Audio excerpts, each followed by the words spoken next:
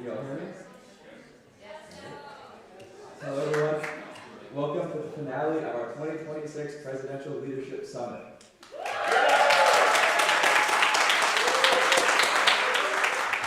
I would like to thank the President's Leadership Council, all those tuning in the live stream, and everyone in the room with us here today. The group of students in this room have done nothing but impress us this past weekend. They have all came back to campus early and were able to collaborate with a fellow group of students to whom they probably did not know before the summer. They have all been able to come to a project to help improve our campus and advocate for something that they believe in and want to change. And at least one of these projects can be put into place here at Washington College. It has been such a privilege to see all the hard work that the 7 groups here today have been doing this past weekend. The theme of the summit has been about advocacy and seeing advocacy in action. I want to take a minute to speak on what advocacy means to me. So my name is Joseph Atkins. I'm the president of the Phi Beta Theta here on campus. I'm an executive board member of our student government, a peer mentor, and a lead summiteer. Advocacy is very important to me, and especially here in my time at Washington College, it has taught me a lot and be able to speak up for what I believe in. Advocacy can mean many things, whether it's raising awareness, civic engagement, building movements, or trying to make a real change. I hope that everyone who's attended the summit and takes some of the lessons they have learned this past weekend with advocacy, civic engagement, leadership, civil discourse, and teamwork. And hopefully they can not only apply it into their future leadership opportunities, but also into their everyday life. And now I'd like to introduce my fellow lead summiteer. Good afternoon, everyone. My name is Thomas Lundy, and I'm also a lead summiteer here. I'm on the executive board of Kappa Sigma here on campus. I'm a peer mentor, a presidential fellow, and I'm involved with chorus here. The summit is especially meaningful to me as it has shown me the level of care everyone here exhibits towards advocacy. And I've found within so many of our students that they have become civically engaged over the course of this short time and produce these wonderful pitches for all of us today. And they've provided me a vision of how our future leaders can positively impact the world around them. For these pitches today, there will be 4 categories, and they are as follows. Voter's choice, best overall, most beneficial to the college, and most unique. After each presentation, there will be a short period of time where you can levy questions for the group to better inform for when we bring up a QR code here on the screen, so you can vote for each category, which pitch you think fits. Thank you everybody, and let's welcome our first pitch, Shop Easy at WAC.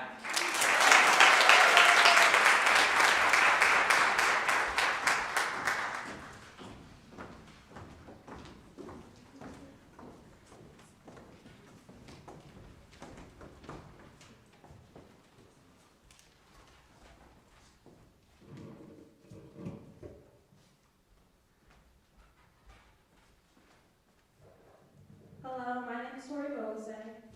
I'm Adriana Petrovich. I'm Lazara Howard, also Lizzie. And my name is Savannah Stafford. And this is Shop Easy at WAC, an innovative student hygiene store / thrift shop. So, with a raise of hands, who knows about Georgia's Free Store on campus? Okay, that's a few people. And then another raise of hands, how many of you are happy with how it's been upkept? Right, that's what I thought. So actually, according to our data, with a survey of 50 people here at the summit actually, more than half of you know where it is and where it is located, but more than 31% of you are not satisfied, and with the variety and the quality are also not satisfied. That is more than 26.8% of you. So I had never actually heard of Georgia's Free Store, so when we decided to take a look at it, we had noticed that there was 3 key problems, that it was unutilized, unkept, and understocked. So we took some pictures of it, and in this picture that is on screen, it's the main space of the area. It was pretty dirty, it was unkept, and there was honestly just a lot of space that wasn't being utilized. This next picture shows the tampon dispenser, and we found that it was very inclusive to certain women, and the tampon dispensary wasn't working. This is the main fridge where they store all the meals. It was kind of dirty. There was 6 meals there, and it was understocked. This is a picture of where they were keeping, I guess necessities for students, but as you can see, it's empty. There's only 3 hand sanitizer wipes, and at the bottom there's a bunch of chips that you can have access at Sophie's Cafe or the one that they're building in SAS. And then lastly, we found this meal tracker that was on one of the fridges, and we saw that the last date that the fridges was tracked was November 25th, but you can see that there was meals in the fridge, so it was being unkept. So our solution to this problem is to renovate Georgia's Free Store and create a space to get essentials for students that can't transport themselves or necessarily have the funds to do it. There's currently nowhere that we can really have access to like pads, shampoo, conditioner, body wash, cleaners, things like that. Other than there's a couple of things at the school store, but hours are weird and it's honestly hard to find time during class time to get there. So we thought that in a central location like D Hall, it would be a good opportunity to get these essentials in there while we have lots of other places for food. We also had this idea of taking the closet that's in there and turning it into like a thrift shop type of deal where like you donate clothes, you can take clothes if you need them.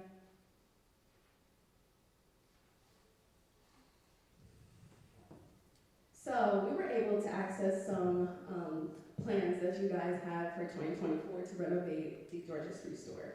You're trying to make it more into a kitchen. We already have many communal kitchens all over campus in every single dorm. And in Vincent Martin, the ICC, the Intercultural Center, it is also a 24-hour access kitchen for everybody to use.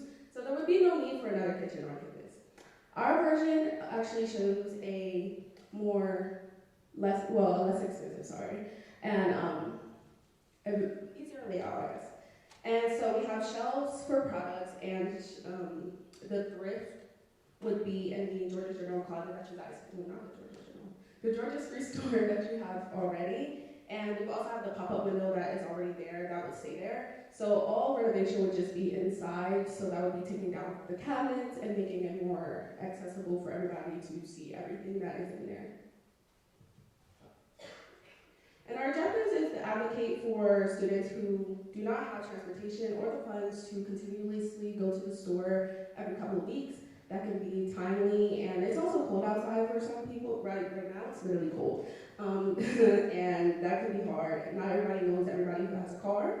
And so our goals would be accessibility and safety for students, especially at nighttime. That's where a lot of us find our free time, and so it's really hard to get to the store at night if we don't know anybody who has a car.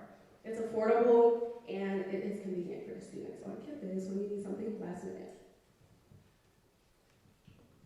Hello. So we have some immediate and long-term goals for this project.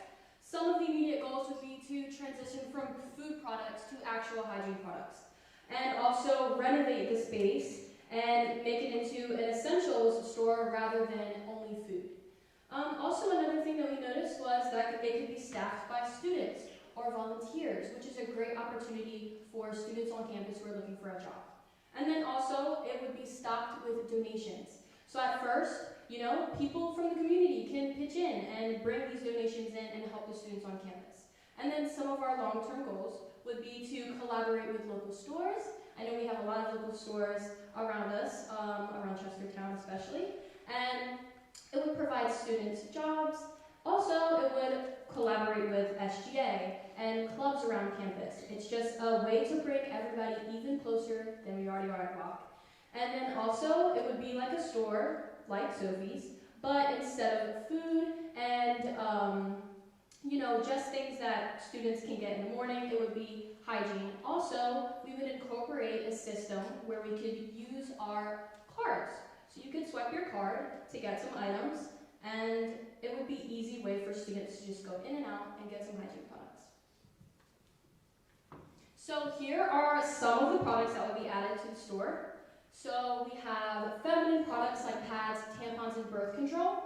And then we also have some shower products like shampoo, conditioner, deodorant, and oral care. And then we also have some essentials, nail supplies, hair supplies, a rack for the donated clothes. And then we also have cleaning supplies like detergent, Clorox, or paper towels. So here's how these items will be funded.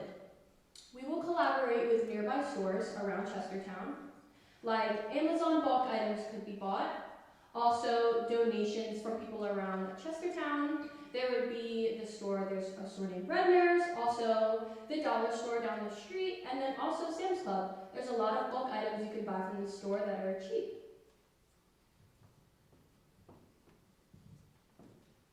So the key takeaway from this whole presentation is that renovating Georgia's Free Store to be something like this would make it more accessible, more safe, more affordable, and create more job opportunities for students on campus.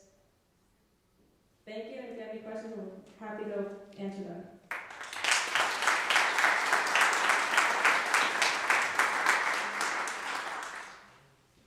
Does anyone have any questions? I love the idea of including more everyday necessities on campus, so I think that's great. Just one question I have is, I think I saw two different kind of ways of, I don't know how to word it, but I think in one part you said that it would be free items, and then one part you said maybe you could use your card. Is that kind of like, we do have both, and you kind of choose your means, or? So we want to continue to have the Georgia's Free Store aspect there. So it would be one section would be for the things that you have to buy, like your cleaning and your feminine products and all of those things, hygiene.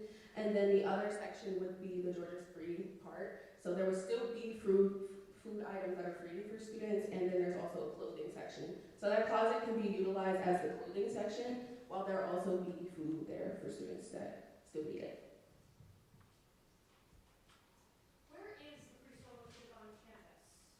It is in the dining hall. So if you go where the SGA office is, if you walk to the left, right there, before you hit student affairs, it's in that section. Any other questions? Yes. Can you talk a little bit more about the staffing and management plan? It seems like one of the challenges with the current system that you've identified is how it's being managed or maintained. How is what you're offering different than the current plan? That's a great question. So right now we noticed that there is no staff.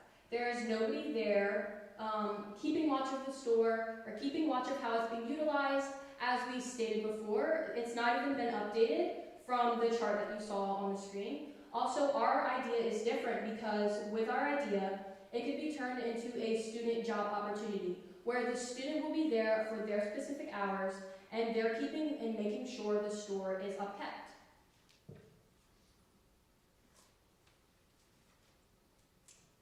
Yes?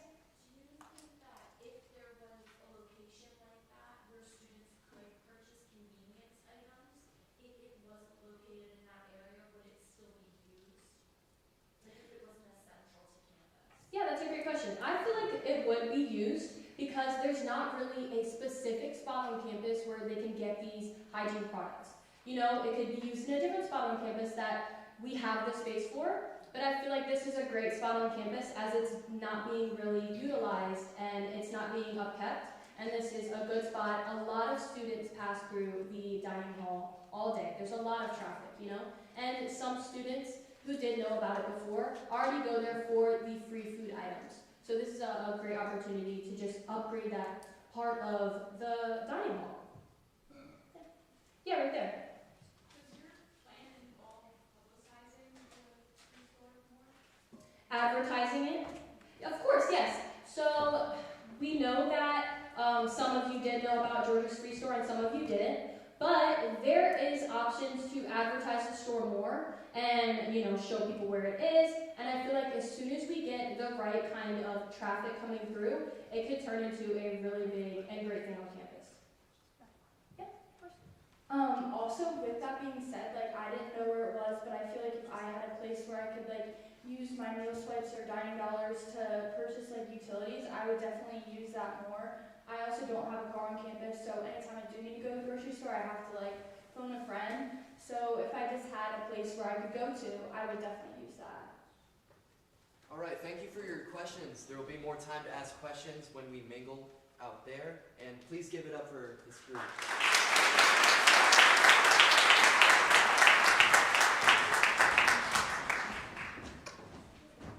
I would now like to welcome in our second group, the Shoreman Stand.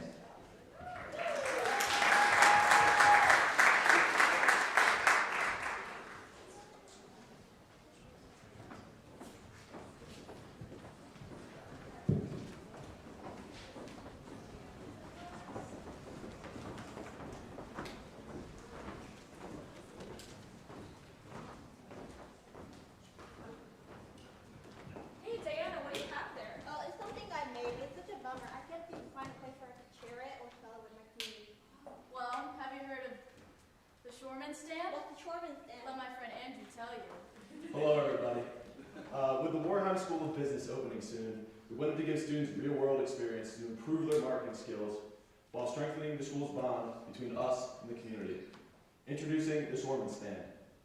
This stand will be fully ran and managed by students, with different students and clubs selling their very own homemade goods every week. This teaches valuable lessons about how to run a business, how to manage their own finances, and it teaches valuable people skills by selling their own products. This farm stand will strengthen the relationship between the town and the college, offering students the chance to interact with townspeople and learn more about the historic Chester town. This bond will leave a lasting positive effect on the townspeople, and our mission is to introduce students to entrepreneurial opportunities, community engagement, and real-world marketing experience. Hi, I'm Eliza. I'm here to talk about the not so fun part of the cost. I will say that there's very low stakes for this kind of program. We're looking at $800 for a farmers market stand. This will run from March to December. It's a 10 by 10 stall, and we're hoping within the first year to break even. We are getting 20% of funds from each seller every weekend to donate back to the school, which will be really helpful to make a profit. We do have some regulations imposed by the Chestertown Farmers Market, which will look like committing to 80 of the days that we signed up for, which I think is fairly manageable, and giving a 24-hour notice if we can't make it. We do have a system in place that requires students to put down a down payment to hold their spot for every weekend, and if they don't show up, we pocket that money to account for the loss we could have incurred that day. And also, we can't resell anything, so we're really hoping to keep with the beauty of the farmers market with everything local and handmade.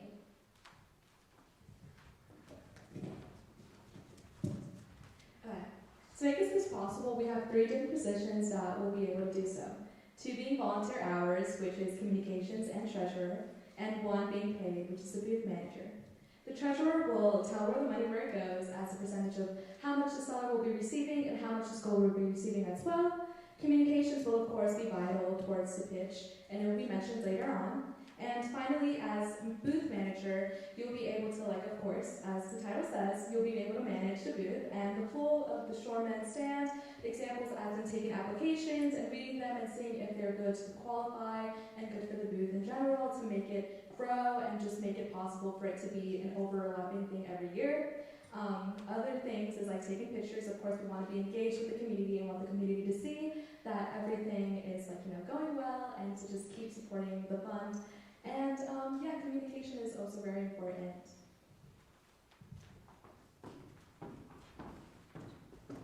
Here we have the sample calendar and application. When going through your application, it states all the general info. Who are you? What grade are you in? And then it'll get into the what's your price range? What is being sold, pictures if possible, are you affiliated with a club, team, or class, and if you need transportation so that we could provide that if you need it. To be able to fill out your application, you need to know what day you can go. So with the easy to read kind of calendar layout, there are 2 blocks, there's an early block and a later block that are 2 hours each. You'll look through, see which one fits your day that's not already reserved, write it in your application, and it'll make the process really easy when going through so that we can just apply and approve. And then reaching out. So to get the most engagement from everyone, so that everyone knows what this is and how to get to it, emails. But I know that not every student or person likes to read all their emails, so there's the even better thing, Instagram, because there are a lot of doom scrollers out there in the world. So Instagram to have photos, reels, lots of engagement, reposts so that everyone can see, and it's an easy way to spread it out. Flyers so that we can hang them up in approved buildings, so that more people can see and take a QR code and be like, oh, this is how I apply. Great.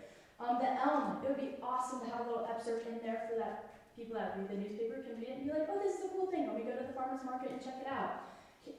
Campus groups may be possible if it's allowed, so that people can get notifications and they can be like, oh, this is a cool thing. Let me try to sign up for it, and then navigate from there. And then classrooms, hopefully, professors within business and marketing classes would be able to advocate for some real-world experience at our WAC stand. Alright, so we chose to send out a survey to all the students within the leadership conference to make sure that this was a good idea and that we'd have community engagement here at the school as well as within the town. So we got a lot of yeses and maybes to our question of if individually, students would engage in this and sign up and sell items at the stand. And we also got a lot of maybes, but still a fair bit of yeses for if people would sign up with groups that they're affiliated with, like sports teams or clubs or any affiliated groups. All right, thank you for coming to our presentation and for considering our proposal.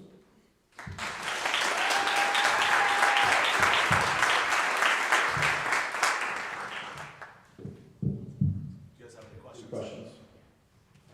Would this be exclusively a place to sell items, or would this also be an opportunity for students to advertise maybe events that they're willing to let community members come to? We're really hoping that we'll be able to integrate both student-sold things as well as fundraising opportunities for sports teams or clubs on campus. And eventually we were hoping to maybe connect our campus garden and the farm that's going in place with CES to help provide some fresh produce. We're really hoping that this will be a great opportunity to just get WAC out there in our community. Yes.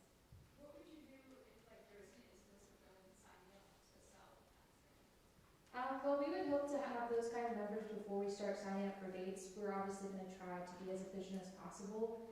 And if we see that over time, one seller is doing really well, then we'll offer them more spots and more time.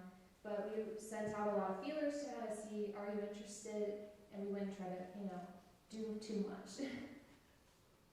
Yes. You said this runs from March to December. Do you have a plan for keeping it staffed over the summer when most students are going to be at home? That was one of the questions we faced, and we're really hoping to eventually integrate some of our on-campus students to help during those times. But I feel like our first year, we're really trying to, just make it during the times we know that we as a collective can be here. But eventually that would be really awesome. Yes. It's my understanding that you guys are mainly thinking about selling like handicrafts or produce. Do you fear any pushback from the Chestertown community because there would be like competition and overlap from other vendors? I think that's definitely can be expected, but overall, when talking with community members, they're always looking for ways for us to interact with them. And I feel like if we have one booth in comparison to, 20 that are there, we'll be okay. And we wouldn't obviously want to take back from our community. We just really want to be able to give a space for student entrepreneurs to have a chance to try it out. Anybody else? Yes. So have you reached out to the art faculty here about any connections? Yes, we have talked to a couple of faculty members on campus, hoping to get class credit for some of these things to allow students to have that opportunity. There are a couple of marketing options that we're looking into, but it'll be a further conversation. All right. Thank you guys.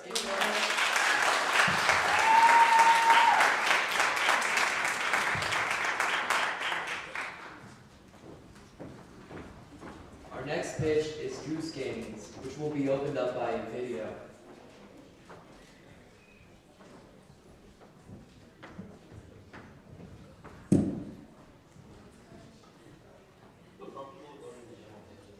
Not really. I feel like I definitely want a group of people to go with me, so I just don't go at all. But I do Pilates on Tuesdays. Did you sport? Yeah.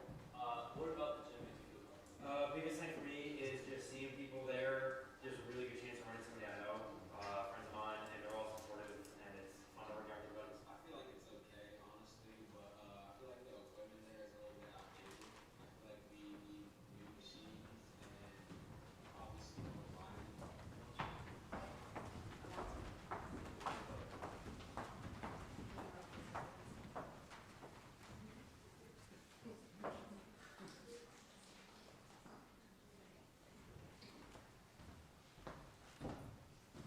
All right, Carson, come on. We're going to go to the gym. This is our New Year's resolution. We're going to get swole. I don't know. I'm not really sure about it. I don't know what I'm doing in the gym. Like, I'm not. I think it's going to be chill. Come on. Let's go try. Oh, okay.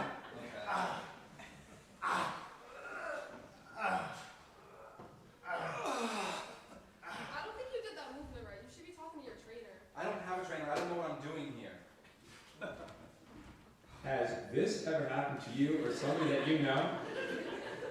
Well, no more. Say hello to Goose Games, made by the students for the students. Our mission is to work to make the college gym more welcoming, accessible, and resourceful to everyone on campus, including faculty and staff. How are we gonna do that? Let's find out. Currently, only student athletes are able to have access to trainers. This issue would be solved by using Goose Gains. Goose Gains would allow student interns to be able to take a course in training and be able to allow them to function as suitable trainers for students who would like to go to the gym, but they don't know about the equipment, but they don't know about the form, and it would allow them to be safer and allow them to get more out of it.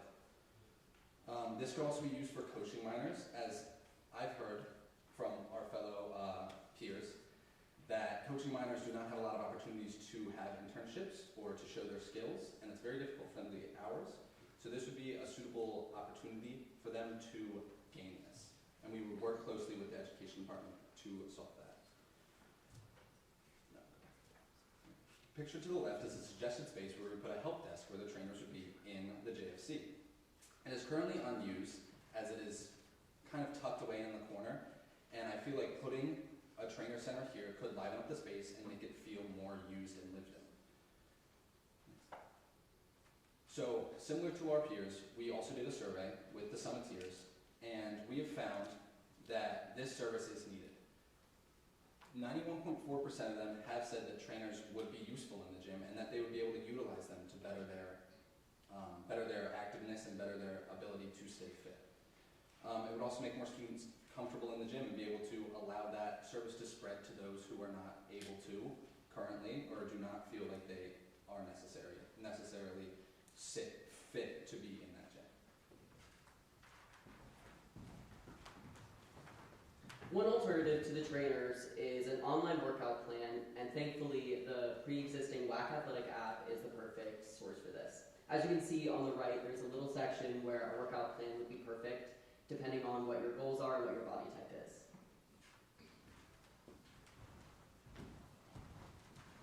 In addition, we would provide quiet hours because not everybody always likes to listen to loud music while they're working out or listen to some of the obnoxious grunting that some people. It will allow to delete distractions and allow certain people to relax.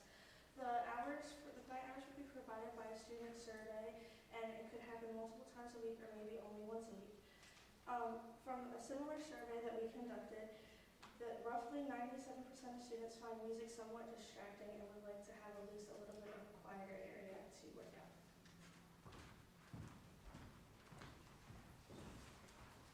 In addition to quiet hours, we propose 6 ways to increase student involvement and ways to help the gym seem less intimidating.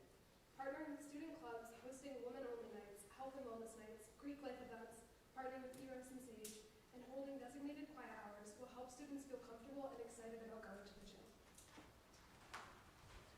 So as you can see, our program will make the gym much more fun and welcoming and exciting for everyone. Who wants to get fit? Come on, New Year's resolutions, right? Yeah. Get more with Goose Gains.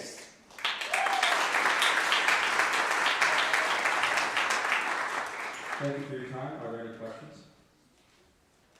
So I noticed that the location that you guys provided to put this new program, you guys stated that it was tucked away.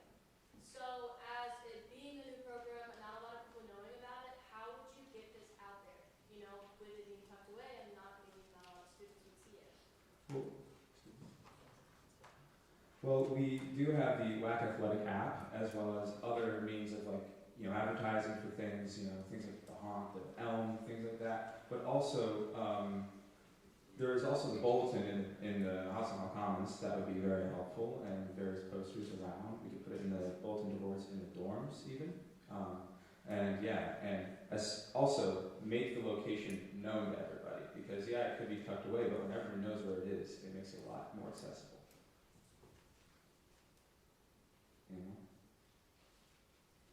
Other than potentially being an internship or credited opportunity, would this be a paid opportunity for the student trainers? And if so, where is that money coming from?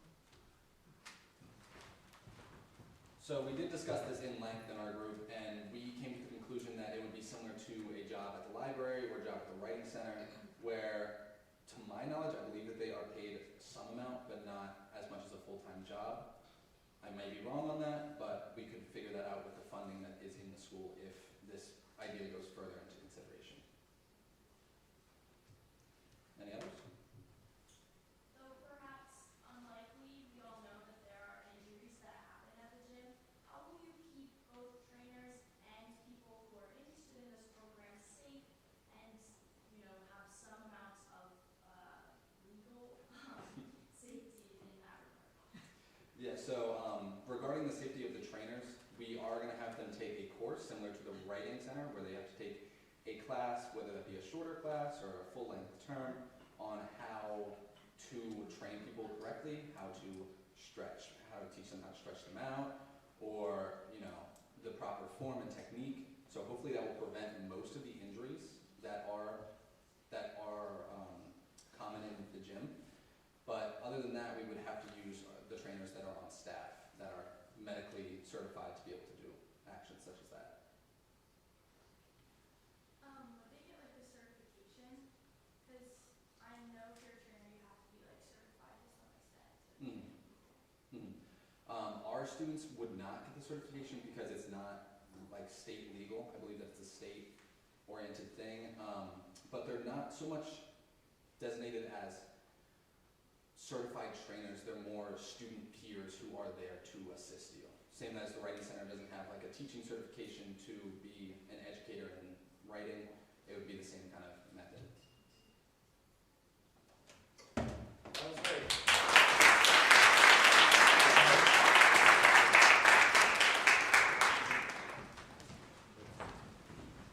For the next group up, we'd like to vote resolutions for Kent.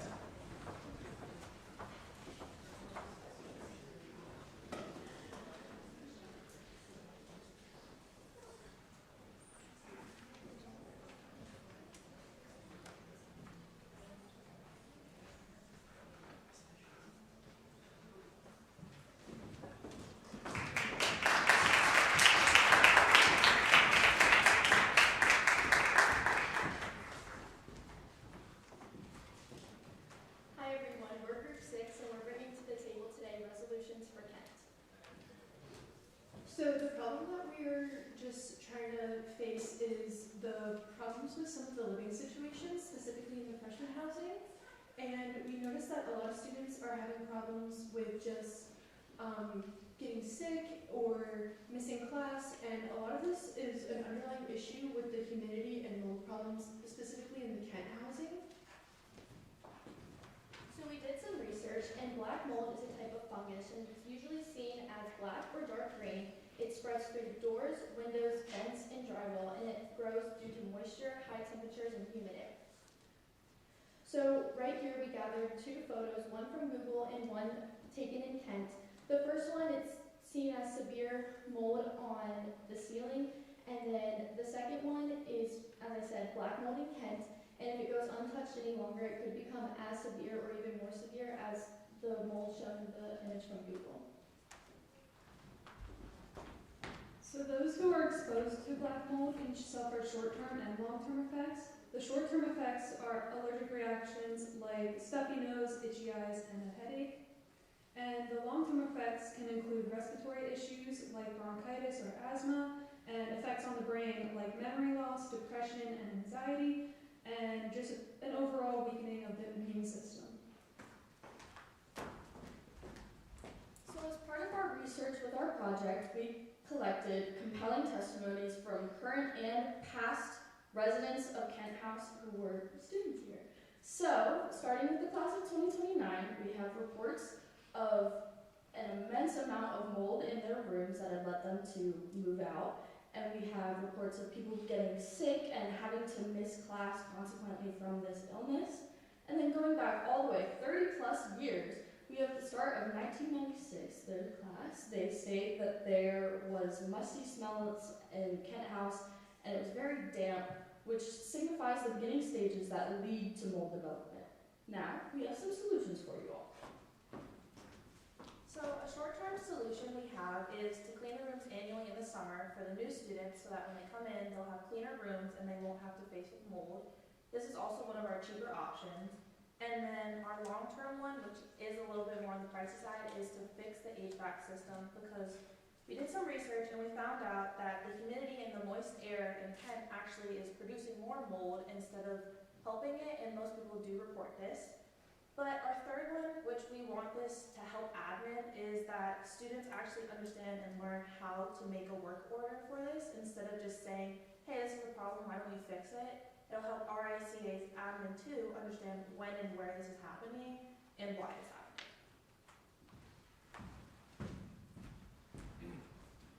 Right. And as for the cost of what we're trying to do, it is steep, but in the long term, I do believe that it is going to be very beneficial for the WAC community and the incoming students that attend our school. The price for the mold remediation that we have found quotes for would be around $200,000 for just the dorms, and a deep clean would cost around 18 cents per square foot of space. As for fixing the HVAC, prices can very much depend on the company that you choose, but if we look into going to local Chestertown companies, we imagine the cost will be less than if we hire more of a outside source. And that can be $100 to $400 for maintenance, and can be in the 3 to 5 day range. But the cheapest cost, the work order education, all we would ask is for the RAs and CAs to provide that information to students to be able to provide for the maintenance necessary for the dormitories. So we are aware that this is something that admin has been kind of wrestling with for a while and we'll keep hearing about. But we did just want to advocate for the physical and mental health of the students and just that we can kind of shine a light on it and just create a better environment for them to be living in. Thank you.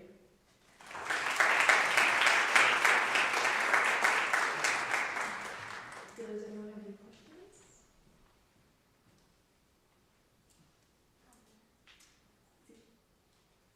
With it being heard so many times about the mold problem, how do you think you can get this pushed forward? We're hoping just having the repetition of it like being advocated for, that we can just, it'll kind of sink in more and see that it's more of an underlying problem. Yes. So the similar issues with mold are also in other dorms that aren't just Kent, so how do you ensure that all the dorms are? Yeah, so in a perfect world, we would love that it would be in all of the dorms. However, with costs and funding, like that's not always going to be applicable. We've just noticed that it's a bigger issue in Kent, but we would love to have that, the annual cleaning and the work orders be for everyone, and if it does get to more of a severity, that it would happen in all the other dorms as well. Yeah, so.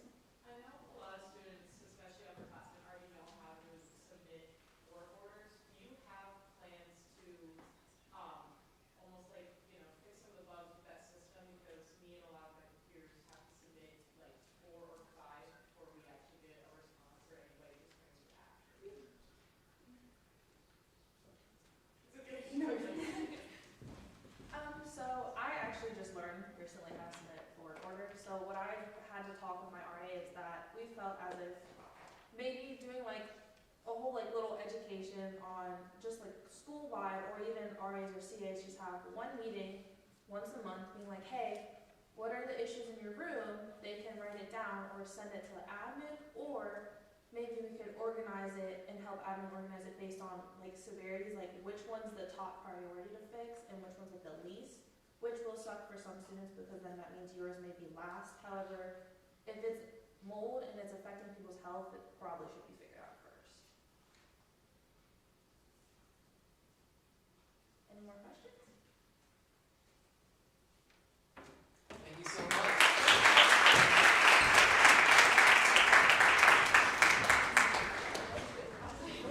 For our next group, with their pitch, Flock Around the World, I'd like to mention 3 members, or 2 members who did not make the pamphlet, Evan Isley and Andrew Montero. Please give it up for Flock Around the World.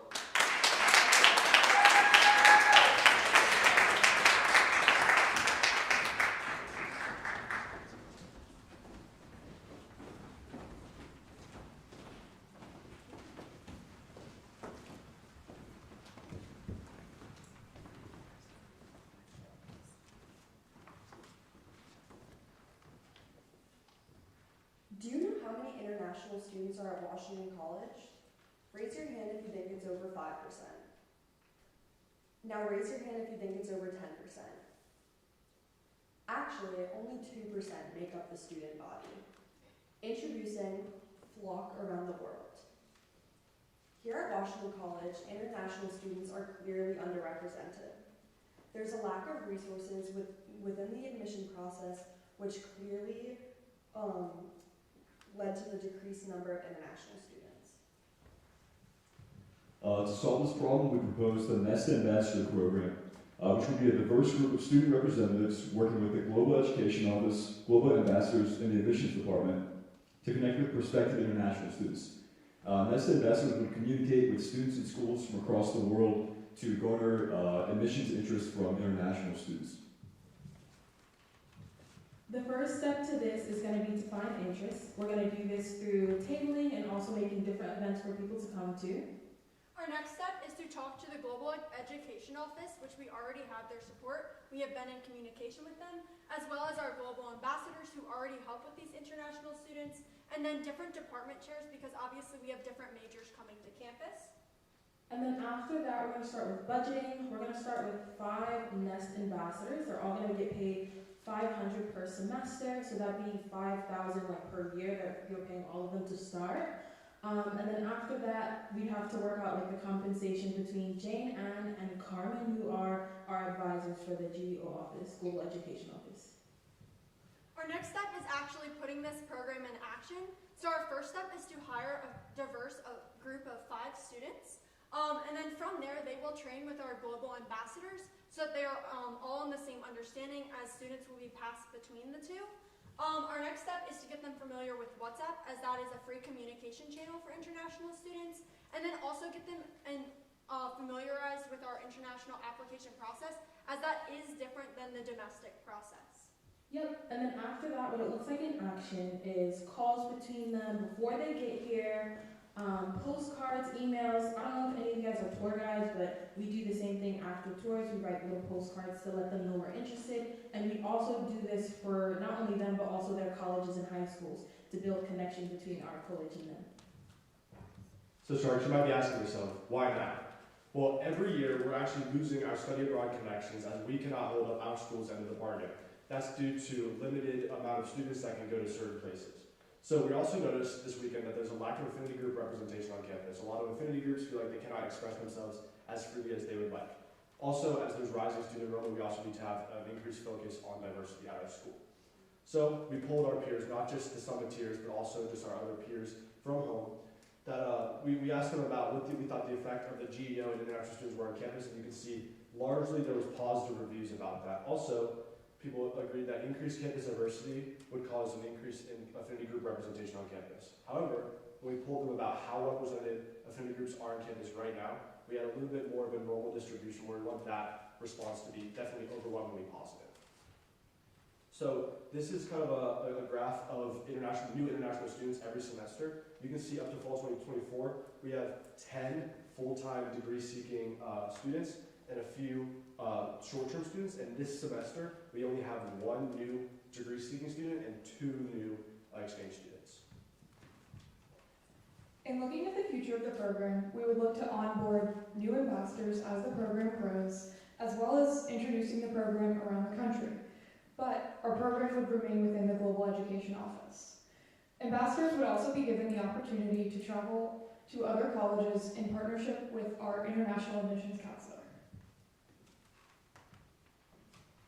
Investing in this project will help foster a welcoming environment in this school, fostering diversity, and in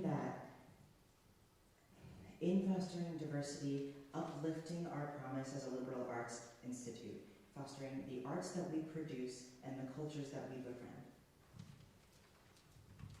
And of course, for admissions, this increases our network by building connections with our international students, which further leads to future collaboration and enhances our relationship with international students and their schools. To conclude, this idea helps our campus achieve increased diversity and maintains global connections by providing more support for prospective international students. Thank you.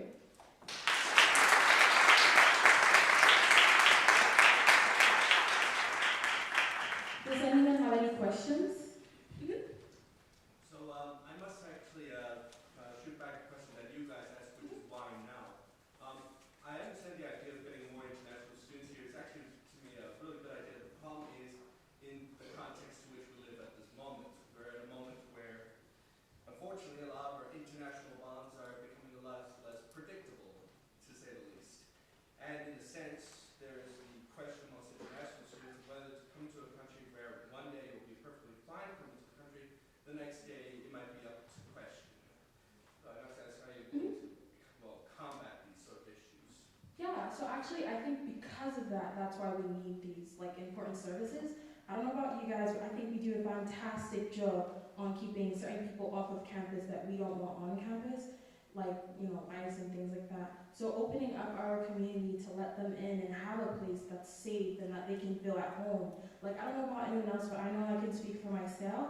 I have always felt so at home here and so safe, just because of the college's morals and things like that. Any other questions? Yeah. I heard you guys mention that our school is not holding a bargaining group with international students. Is that meaning that there's not enough of Washington College students going out to these countries, or is that a lack of clear from them? So we want to have more people on campus that can represent our college.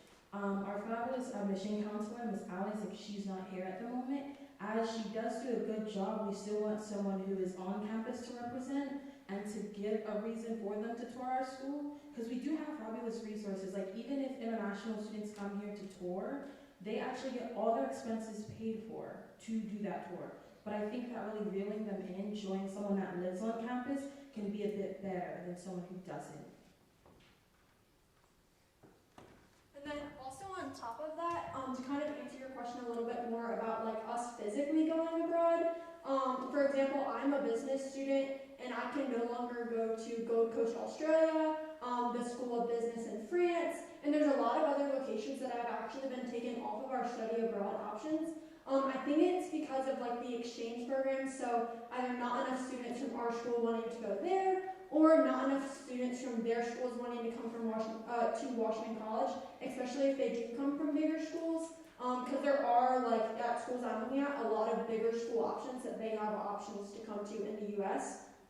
So it's really just trying to bring more international students so that they can connect with them, and then we can also have more of a diverse campus. So that when we go abroad, we kind of are introduced to different cultures, and we may be able to choose locations that we wouldn't have otherwise selected.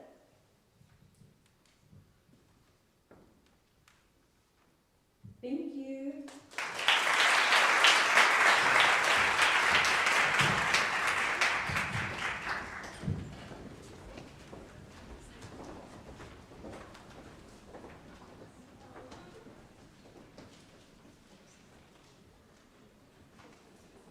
All right, for the next group, I'd like to welcome in the Wing.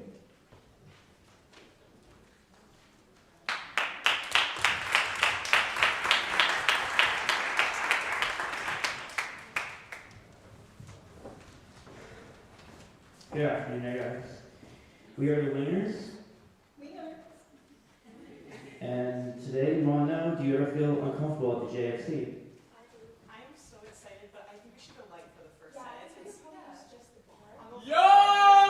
Woo! I'm ready to hit the gym, boy! Let's go, arm day, baby, arm day. Come on, let's go. Let's go, hit the gym. It's hot. What's going on, Jack? I mean, you see, like, in this new era of fitness, we see an increase of gym goers every year. That being said, it's the same problem everywhere, and that is uncomfortability at the gym.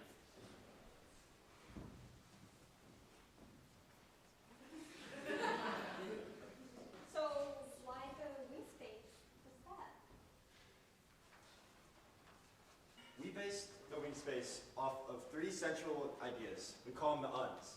Women in the gym feel unsafe, unsecured, and uncomfortable.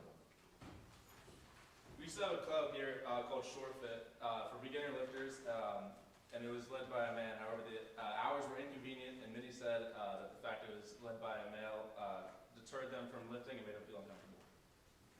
Students should be able to perform physical activities without feeling self-conscious. So, big question. But men won't have their own gym. How's that fair? Well, the gym is already male-dominated, especially at WAC, and this just provides a small space for women to lift comfortably, especially when team lifts are going on. But can't you just have like women-only hours? Well, our goal is to create more opportunities to lift, not disrupt and limit others. Also, you can't guarantee that certain hours will work for everyone's schedule, and this severely limits the efficiency and use of the gym. But what if the space just sits there empty and doesn't get used? Based on our poll of some students from the seminar, about 55% of students feel uncomfortable in gym, and another 90% wish there was more awareness around the issue.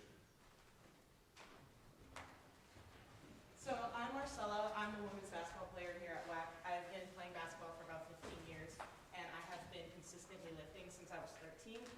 And even sometimes I go into the gym and I am quite intimidated, and especially when there are larger sports teams like the men's lacrosse team or the baseball team, and they take up a lot of space. I a lot of times am deterred from doing like my flex lift because I don't want to like fight for a rack or like feel like I'm kicking anybody out. And so having a separate space could solve the issue of not just me feeling a little bit intimidated around the larger groups of people, but also making time in my schedule. And then also, this wouldn't be just a space for like just women and those that identify as women, but gender non-conforming and non-binary people like myself. Because even sometimes with the way I present more masculine on some days, I have still felt incredibly like uncomfortable and judged by others in the space, even here at WAC, unfortunately. My name is Imogene. I'm on the sailing team here, and I've had similar experiences to Marcella, where while I am pretty comfortable working out, I'm not always comfortable at the JFC. And some of those reasons are because I've been like stared at or felt like I need to watch what I wear, and I've even felt uncomfortable around certain male trainers who have like given us our workouts. And I think that a really big thing for campus inclusivity to really bridge the gap between athletes and people who, you know, have their own workouts and know what to do with non-athletes, like a lot of my friends who feel the same way as me, but it's even scarier because they're also beginners, is to have this separate space where they don't feel the pressure to worry about what they wear, worry about people looking at them, like worry about being judged when they're just trying to start that journey of fitness. I understand. And you don't just have to take our word for it. There's been plenty of research done on both women in the gym and the benefits of working out in general. According to a study we found, 60% of women have reported being harassed in the gym, and another 47% of all gym goers report being uncomfortable in the gym. Now, this is a major issue because working out provides many health benefits and mental health benefits to those who work out. On average, people ended up being 52% happier, 67% less stressed, and 48% more confident in themselves when they're in the gym. But on that note, how's it going to get done? Well, see, we initiated this plan in 4 phases. The first phase, we will try to create a committee where it's not just faculty, but also students that connect and grow and kind of come to a common understanding the importance of this gym. In phase 2, we kind of move to the location-wise. Phase 3, equipment and staff. You gotta prepare operations, purchase, move equipment and into the gym, and like make liability plans. Phase 4, the actual launch, sustain and grow the program, have common maintenance, and ongoing evaluation and feedback. Any questions?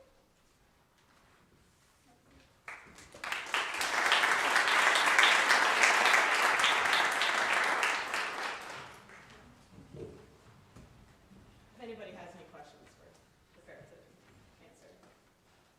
I'm wondering with this, I know that Short Fit used to be run by a female president. I know currently that the club is not active. Would it just be more beneficial to go ahead and rebrand this club instead of doing a whole new thing?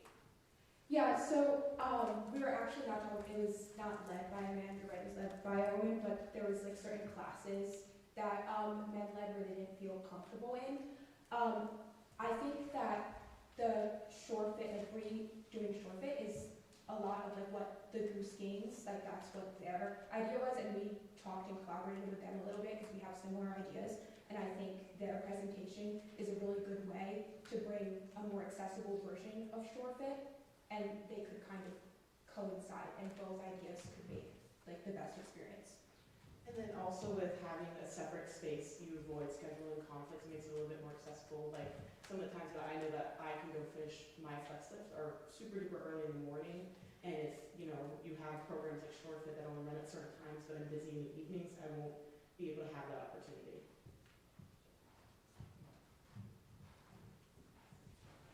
Yeah. Sorry, this is really good idea.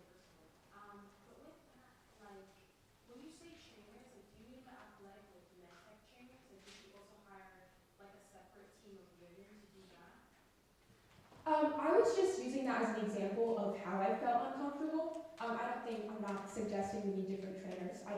It was my experience of how in the gym working out I felt not completely safe. And I know a lot of women have similar stories, not necessarily about the trainer, that's my story.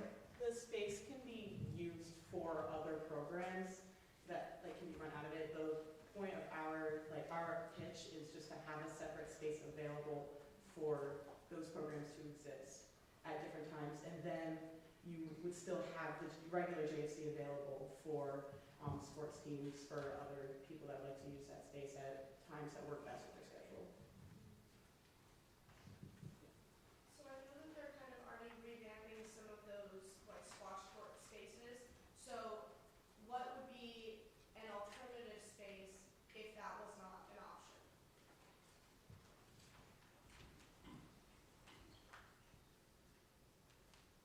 Like, you mean they're renovating the racquetball court? If they tell you that you can't use that space, how would you kind of reinvent another space? We are open for suggestions on that. So And I mean, also this pitch is we're pitching our idea, and our summer tier leaders were talking about how it's a lot about getting donations and to really fund this project. So we wouldn't be opposed to a new building, but again, it's flexible. we are flexible if the school has other ideas or alternatives. In the back. You guys said you'll have to set the space, so my question is, how will you ensure that that is truly a protected space for people that do go there? And also, how will it operate in terms of both protection, right? Will you have to set the system from the main gym, but also will it share the same hours or be open sooner, close at the same time? Yeah, I would think it would have very similar, the same hours for start, because the whole point is that it shouldn't conflict with anyone's schedule, so it's not going to be just open when the JFC isn't or at inconvenient times. I like to think that we also have some trust in the WAC community to not make a need for protection of sorts to be an issue. Since the original JFC would still be open, we would hope that this would be something separate that people can use and be comfortable in. Hopefully, security doesn't become an issue in everybody's time. Yes. And I'm just gonna add to that. I feel we're done. Okay, a lot of our experiences, it's not necessarily aggressive. It's not on purpose necessarily. So I think that our campus does have a lot of respect, and that since they'll still have those spaces, I don't really foresee it being a problem. And that's all time. Thank you so much for having us today.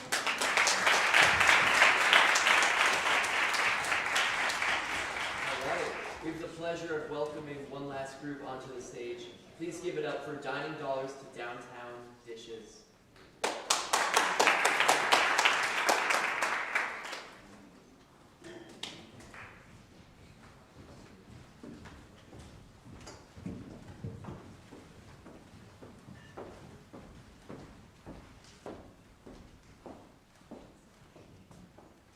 Good afternoon, Washington College and Chestertown community. I like to present the WAC snacks, and we are offering our idea, Dining Dollars to Downtown Dishes.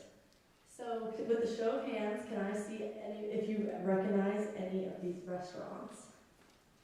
Considering that is most of you, I know that these are places that we all know and love, and wouldn't it be great for our students on campus to be able to indulge in them?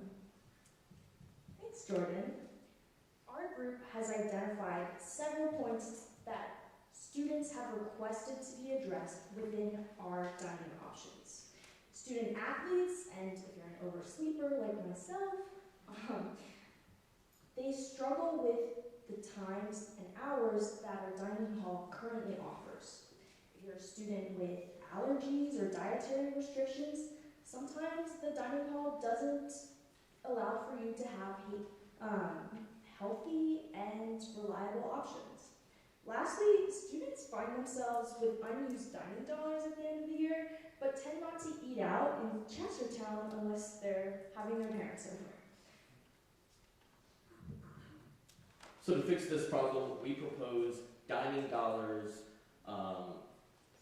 extending dining dollars to the Chestertown community so that students can use those dining dollars within local businesses who agree to be part of this program. So to implement this program, there would be a couple of costs. We would need to incorporate new card readers and then include those into our existing system. And then to keep up with maintenance, we would need to include and expand our own IT program to be able to incorporate these new readers. And so all things considered, in order to launch this program and implement it in about 5 to 10 businesses around the Chestertown area, we estimate that it would cost around $5,500 to $15,000, depending on what system the college goes with.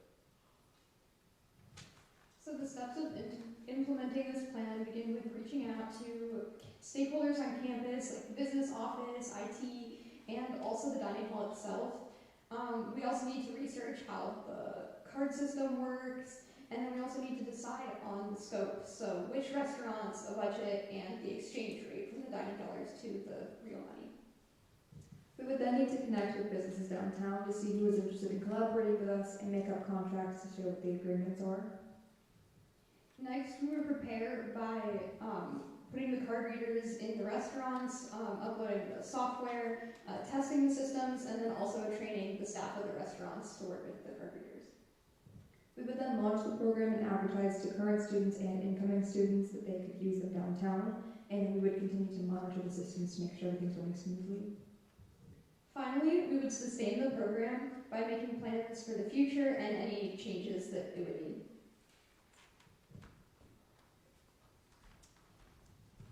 Some of you may be thinking, how would this affect Washington College when it comes to money, and you may be thinking it would be negative, but on the contrary, we believe that it would increase student retention. It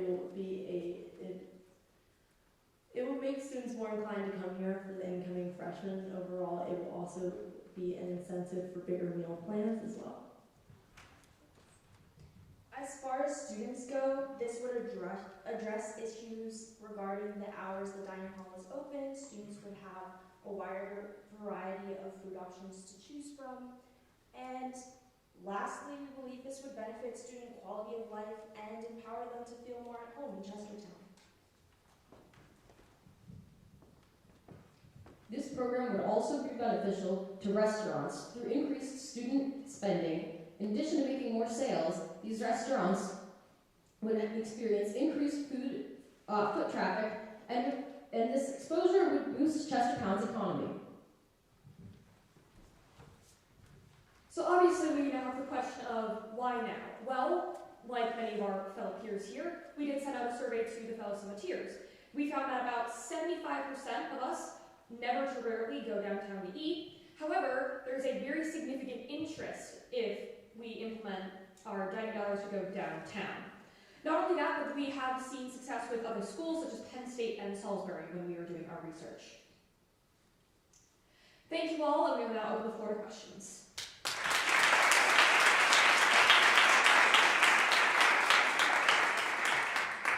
Yes. You know that the meals in town are a little bit more expensive, so would this be more of an extension of our dining dollars as well as different meal plans?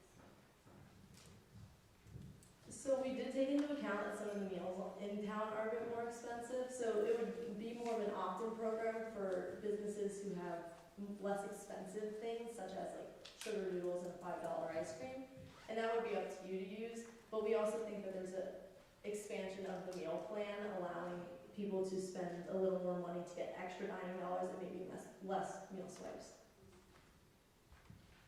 That would also be part of the first stage of the plan, like setting the exchange rate of the dining dollars to the actual money. Question? Actually, that was part of the question I was going to ask, is that since you're going to have to reach out to these businesses, I was wondering, one, how you're going to advertise this, and also when it comes to the cost of these meals, like what percentage is going to go straight to the business, not in the sense of breaking even, but in terms of profit, since a lot of restaurants, they're very much concerned with the amount of profit they make at the end of the year. So we're operating under the assumption that our dining dollars are a one-to-one with regular currency. However, we do think this would be beneficial for businesses because rather than us going and using our credit cards, which most of us do already, they would be getting they wouldn't be getting the credit card tax, which would make it a little cheaper on them. And this would incentivize us to test out more restaurants where I then may take my parents later down the road and they just get way more business. Furthermore, restaurants want to work with students at Washington College. Every time, I think many of us can relate to like going into Chestertown during the summer months and feeling really welcomed, like the first Friday events that were put on for Washington College students. Also, you can see that restaurants care about Washington College students. There are vouchers that are often used in trivia nights, or if people remember during finals, there was a voucher from, I think it was Stone Age. And those are signs that students from Washington College are welcome into those restaurants. And I think we should take advantage of that extended hand.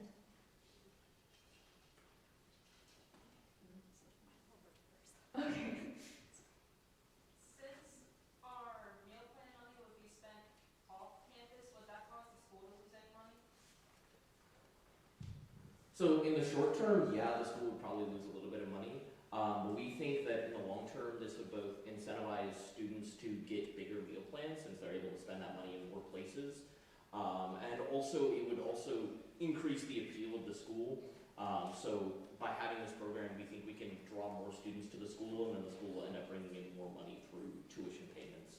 And it's also just a great way to help the students out. Like, the school would probably make money in the long term, and it's also a great way to help students.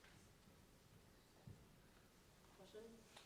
So how would it work with the restaurants? Because we swipe with our cards. How is that transferred using our dining dollars or swipe? How does that work?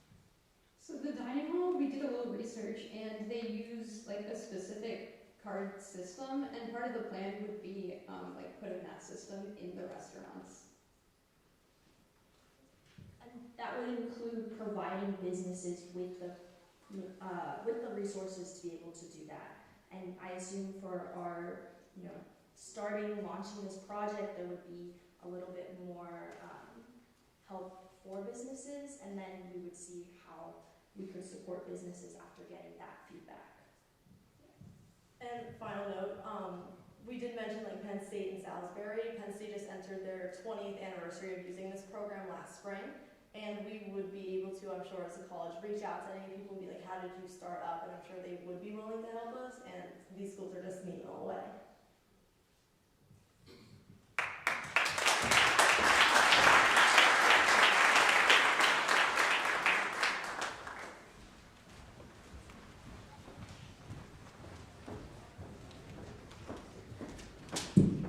Please give another hand for all of our groups who made your amazing pictures.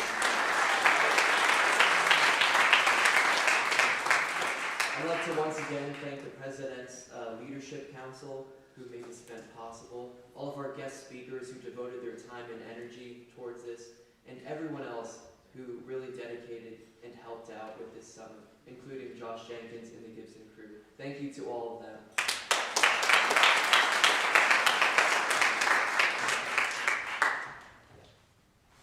And now we'd like to welcome up our summer advisor, Trish Biles.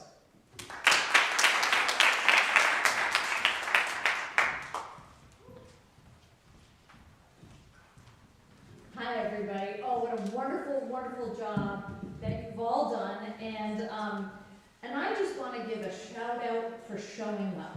Okay, everybody who is here, everybody who is tuning in.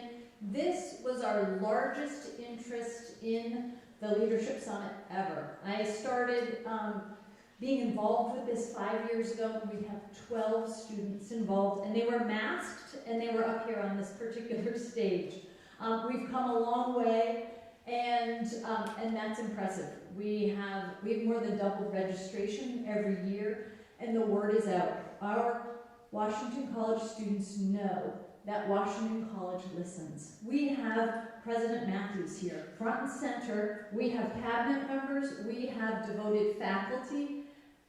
Every step of the way to put this program together, faculty, staff, departments, support folks, everyone has leaned in and has made this happen. So please, one big round of applause for our entire community.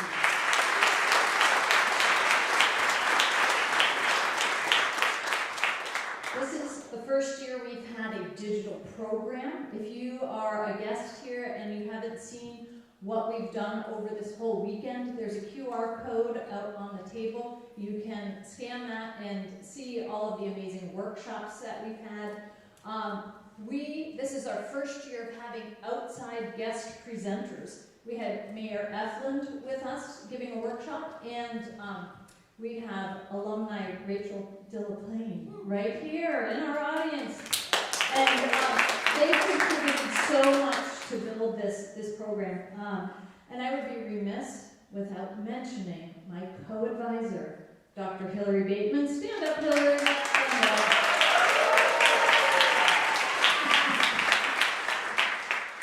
So, one of the terms you have heard throughout this presentation and this WAC Tank is summiteers. We start off having student leaders, peer mentors, presidential fellows, scholar mentors come in as summiteers. They are the guides who guide the development groups. And then somehow it morphs in these 3 days into everyone becoming summiteers, every single participant. And that is so true, because what we see is after the Leadership Summit, these students who are up here presenting to you end up being the ones, the change makers, the advocates on campus who show up as club leaders, as student government representatives, executive board members, and student employees that really do move the college forward. And I would like to give a shout out to our lead summiteers, Tommy and Joe.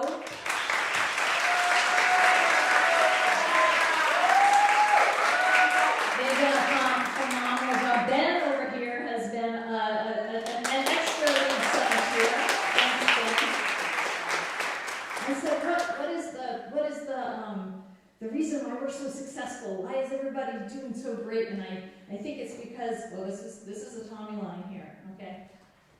We're rested and invested, and Ben's got one of the vests on right now. Tommy said, look, we even are wearing vests, right? So summiteers, lead summiteers, the folks who came on board and led development groups, please stand up.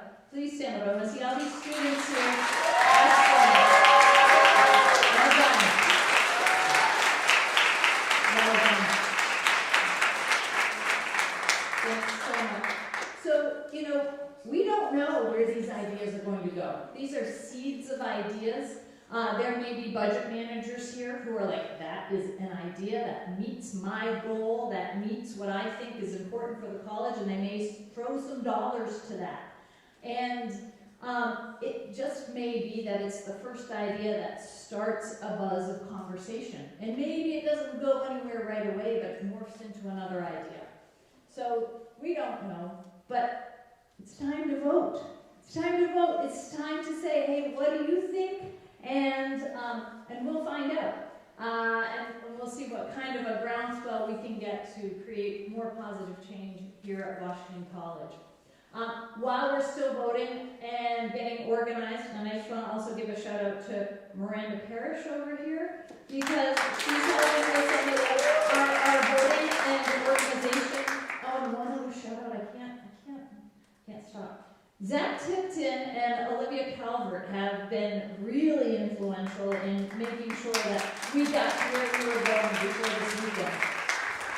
So while we're voting, let's have everybody, do we have time? Did everybody vote already? No? Okay, we have time. All right, so what we need is all of our summit goers, summiteers. We are going to take a photograph, and why don't you come all the way up here? We have time. Come on up here. We're going to get some photos. Thanks.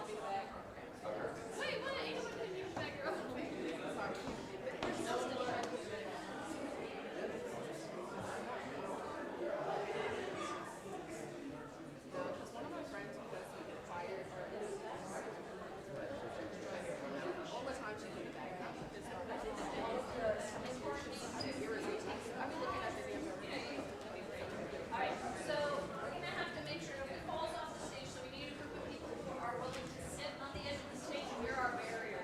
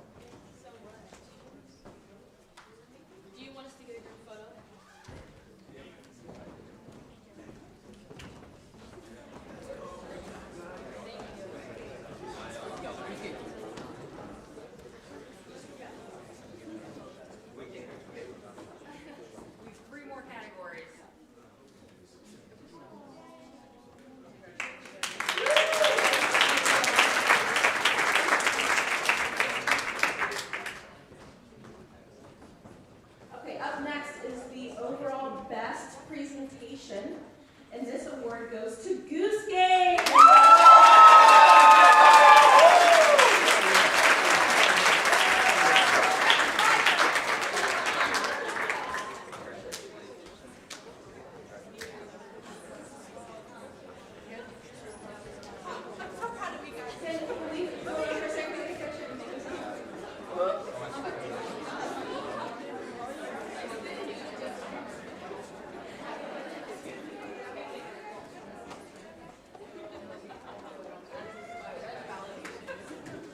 Thank you all. Okay, up next is the most unique pitch. And for that, we have the Shortman Stand!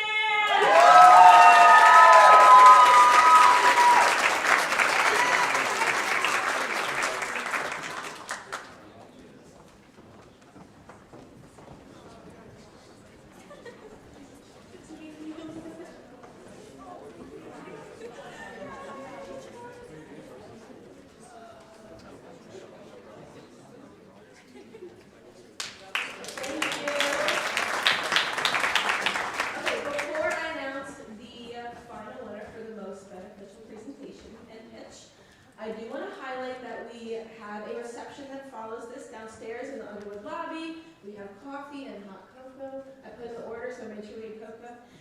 And cookies and desserts for you all. So please hang out down there, inquire about these pitches, these ideas. These are very passionate and creative students. And we have a very passionate and creative campus community as well. Anyway, now for the most important